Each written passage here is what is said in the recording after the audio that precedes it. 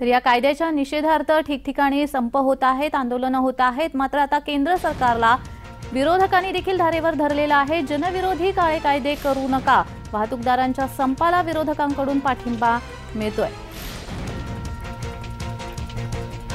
जनविरोधी काळे कायदे करू नका असं वक्तव्य विरोधकांकडून करण्यात येत आहे।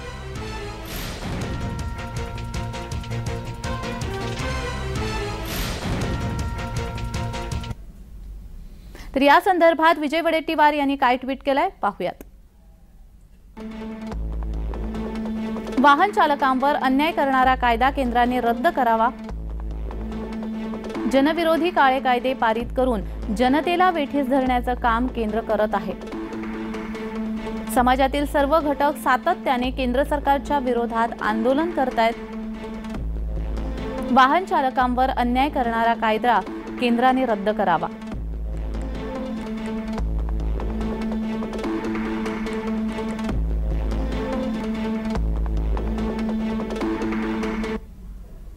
तर या संदर्भात जितेंद्र आव्हाड यांनी काय म्हटलंय पाहूयात।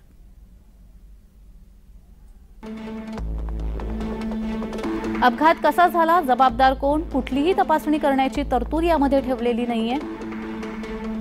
जेवढ्या ट्रक चालकांची गरज त्यापेक्षा 40% कमी ट्रक चालक भारतामध्ये उपलब्ध आहेत। राक्षसी कायदे करण्यात आले तर कुणीही ट्रक चालक म्हणून काम करणार नाही। हाच कायदा पुढे कार चालकांनाही लागू होणार आहे। एखाद्याने चुकीने रस्ता ओलांडला आणि अपघात झाला तर शिक्षा रस्ता ओलांडणाऱ्याला की ट्रक चालकाला? सर्व अपघात हे वाहन चालकाच्या चुकीमुळेच होतात हे म्हणणे कितपत योग्य आहे?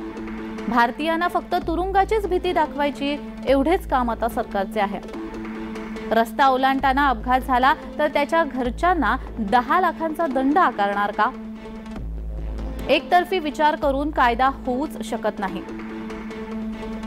माझ्या ट्रक चालकांच्या या भूमिकेला आपला पूर्ण पाठिंबा आहे असं जितेंद्र आव्हाड यांनी म्हटलेलं आहे।